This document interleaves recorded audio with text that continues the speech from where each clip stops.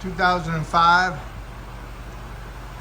Chevy Express 2500. Front brake pads and rotors. First thing you need to do is jack it up and support it and remove the tires. The lug nuts are a 22 millimeter or a 7/8, okay? Once you got the tires off, then you need to remove your caliper. Caliper has 2 slide pin bolts, and these are 18 millimeters heads, so you need to remove both of them.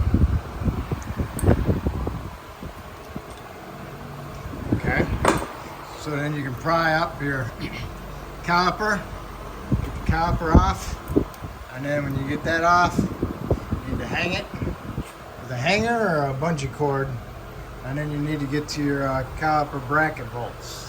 There's 2 of those, and these are 21 millimeter. There's one up here, and there's one down here. Okay, they look like that. Before you go crazy trying to pry off your caliper, you need to look at your back of your pads. Does your pad have this little tit on? That means the inner pad's going to have a tit too.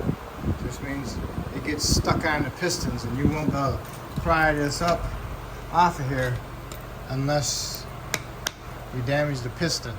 So what you need to do is stick a flat blade in there and pry on the caliper a little bit to help push that piston in, so you can get those pistons past those little tits on the pad.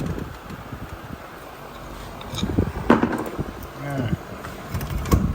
I have to pry it out just a little bit more. Pry them in. Not enough, didn't push them in enough.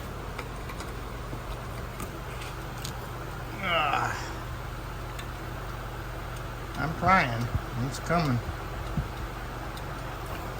Alright, let's see. That should come. Just need 2 hands, that's all. 2 hands. Alright. Got it off. Yeah, and these are the like plastic pistons, so good thing you didn't pry on it. Might have would have damaged them. See, and there they are. It's stuck on them. So be careful of that. Since I got you here, then you got caliper bracket, and you got your bolt here and your bolt there. You need to take those out. Remember, those were 21. So when you get those off, you can take the bracket off.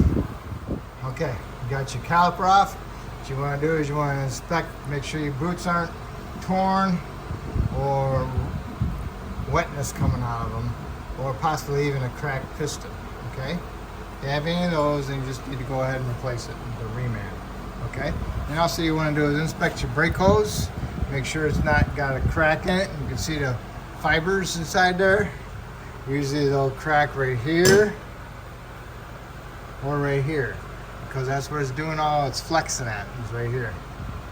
Okay, and then you need to get your rotor off. If your rotor's bonded onto here, then you need to get some penetrant, spray around it, let it soak in. If you're replacing the rotor, then you can go ahead and smack the rotor surface. If you're going to keep the rotor, you need to hit them about right here. Okay, try not to hit the studs.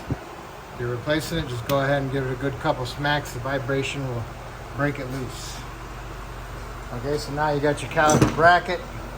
You need to remove the hardware.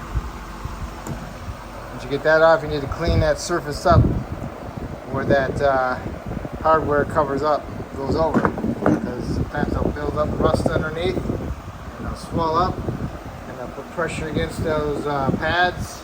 It won't allow them to slide properly, and they'll be binding and abnormal wear. Okay? Okay, you got a lot going on here. Got the hub, got it cleaned up, make sure there's no rust buildup inside here. High spots creates brake vibration. You want this to be nice and true, so the rotor is nice and straight when it spins. It doesn't wobble back and forth, because if you have chunks in here, that's what it will create. So make sure it's clean, and then when you clean it up, put a fine film of anti-seize on it. That'll help prevent it from rusting. Also, you spin these and they make a real loud growling noise. then they're bad. See how this one, you can hear it a little bit?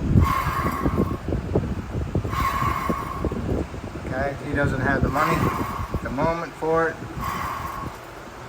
But, you know, it's not that bad driving down the road, but it will need to be replaced in the future. Okay, so now all you need to do is push your pistons in on your calipers.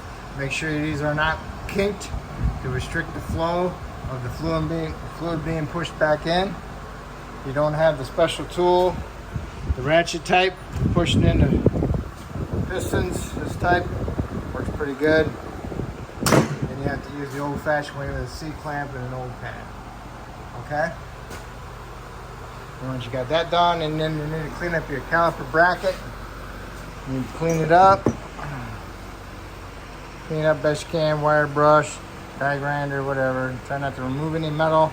And then what you want to do is you want to paint it. And after you get it painted and it dries, you can put your new hardware on there. And a bundle clips. Okay, get your anti-seize on there.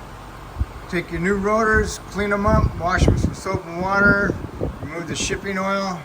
You can use some brake clean on it. Put it on a rag and wipe it.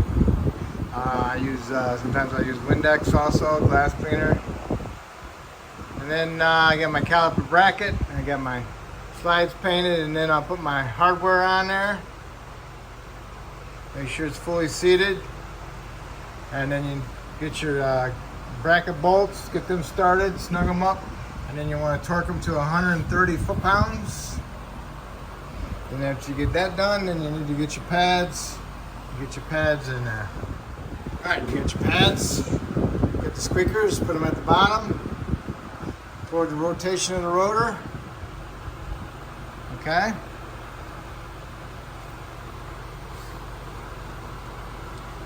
You got them on there. Fit nice. Okay. Now, next thing you need to do is guide your caliper on there and get your slide pin bolts. Get these and get them cleaned up and put some new Seal Glide on them. Do not pack the caliper, the bracket, with Seal Glide. Just put new fresh Seal Glide all over the pins. Alright, now that you got your caliper in there, you got your slide pin bolts all cleaned up and fresh Seal Glide on them.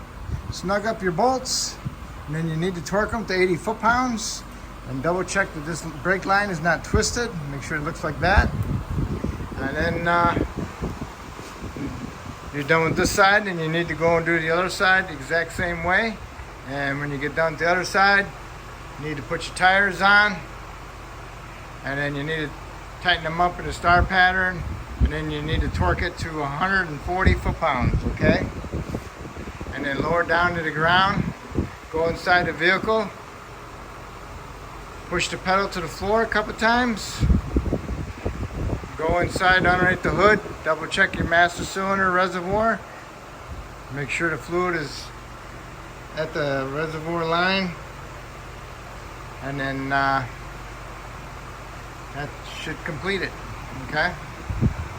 Just want to make sure that you have a good brake pedal before you gotta go and put it in drive or reverse, okay? Because otherwise you won't have brakes if you don't pump up that pedal, okay? So if I helped you out with this video, that's awesome. If you help me out by subscribing, I appreciate it. Thank you.